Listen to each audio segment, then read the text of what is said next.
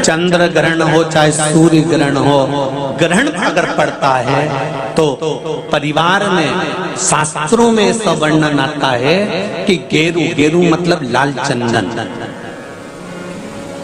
कौन सा चंदन? जम के बोलो जरा। लाल चंदन।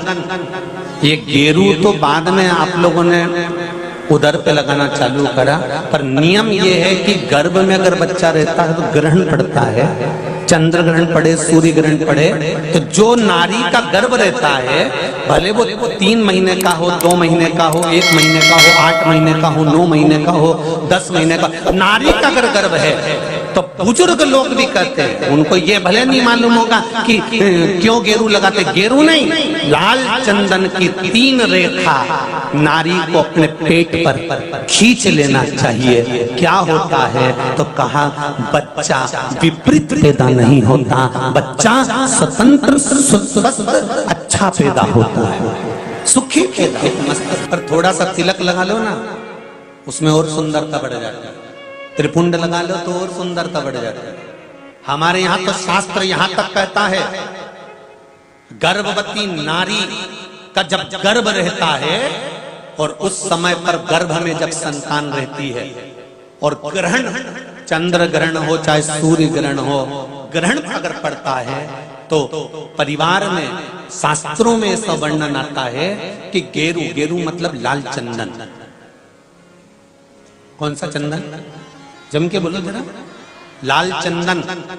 ये गेरू तो बाद में आप लोगों ने उधर पे लगाना चालू करा, पर नियम ये है कि गर्भ में अगर बच्चा रहता है तो ग्रहण पड़ता है, चंद्र ग्रहण पड़े, सूर्य ग्रहण पड़े, तो जो नारी का गर्भ रहता है, भले वो 3 महीने का हो, 2 महीने का हो, 1 महीने का हो, 8 महीने का हो, 9 महीने का हो, 10 महीने का, नारी का अगर गर्भ है तो बुजुर्ग लोग भी कहते हैं, उनको ये भले नहीं मालूम होगा कि क्यों गेरू लगाते। गेरू नहीं, लाल चंदन की 3 रेखा नारी को अपने पेट पर खींच लेना चाहिए। क्या होता है तो कहा, बच्चा विपरीत पैदा नहीं होता, बच्चा स्वतंत्र स्वस्थ अच्छा पैदा होता है, सुखी पैदा।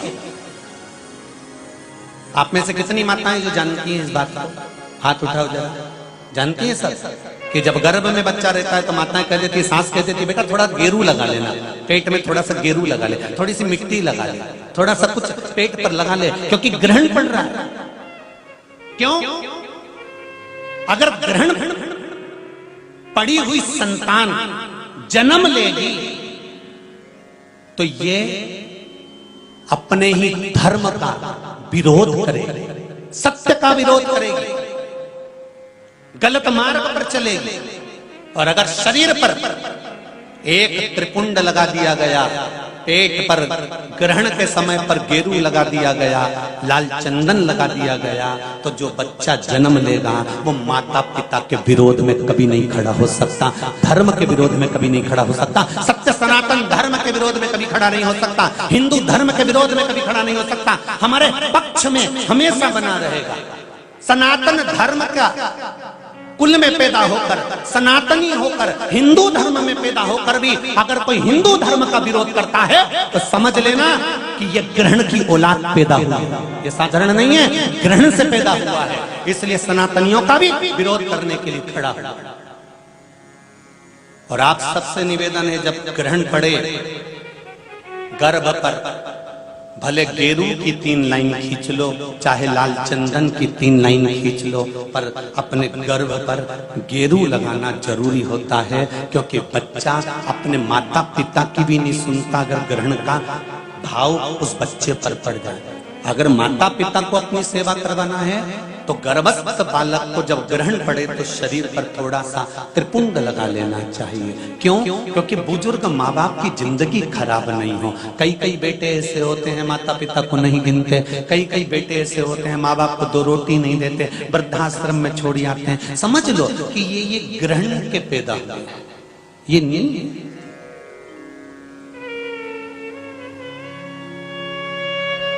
आप लोग जानते हैं ना माता, सत्यता में बोलो, जब ग्रहण का समय आता है तो आपने अपनी बहुओं को कहा कि नहीं कहा गेरू लगाने का? बोलो जरा, हाथ उठाओ, किस किस ने कहा ये बात? कहिए। आप लोगों को ध्यान में है, बुजुर्ग माता इस चीज को जानती हैं, रखिए।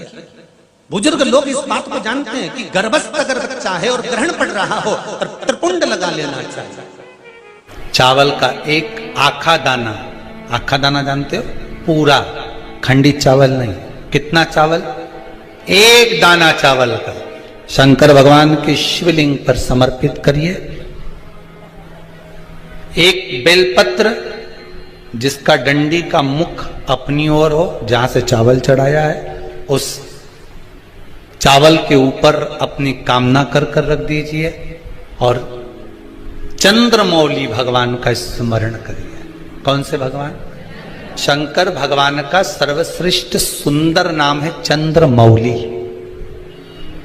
चंद्रमौली भगवान का स्मरण करिए, अपनी कामना कर कर बेलपत्र समर्पित कर कर शिव जी पर एक लोटा पानी, एक जल पात्र समर्पित करो, कलश से जल चढ़ा दीजिए, नैनों में वो जल लगाकर अपनी कामना कर कर वापिस घर को आइए।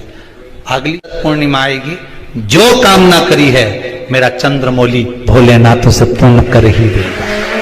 कार्तिक की पूर्णिमा के दिन जो व्यक्ति किसी जलाशय पर, नदी, तालाब, बावड़ी, कुआं, जहां भी जलाशय हो, उस तट पर जाकर दीप लगाएगा तो उसने जो 3 दिन दान करा है उसका पुण्य उसके खाते में लाख गुना होकर चला जाएगा। लोग इसको देव दीपावली कहते हैं क्योंकि वो पुण्य लक्ष्मी जी छुड़ा कर लाई थी और इतनी दीप उत्सव मनाया गया था लक्ष्मी जी के लिए कि वाह रे लक्ष्मी वाह, तूने जगत का कल्याण कर, तूने जगत का उद्धार कर दिया। इसलिए दीपावली से ज्यादा महत्व देव दीपावली का, कार्तिक पूर्णिमा का। धनतेरस, रूप चौदस, दिवाली पे तुमने कितनी भी पूजन करी हो, कितना भी दिया लगाया, और उसका जो पुण्य है तुम्हें मिलेगा तो कार्तिक पूर्णिमा के दिन मिलेगा, जब तुम दीप दान करने किसी नदी, तालाब, बावड़ी, कुआं, तालाब पर पहुंचोगे। वहां नहीं जाओगे तो पीपल के पेड़ के नीचे, वहां नहीं जाओ तो आंवले के पेड़ के नीचे, पर वहां दिया दान होना चाहिए। और कई लोगों का नियम है साहब, आज भी कार्तिक पूर्णिमा के दिन दीप दान करते।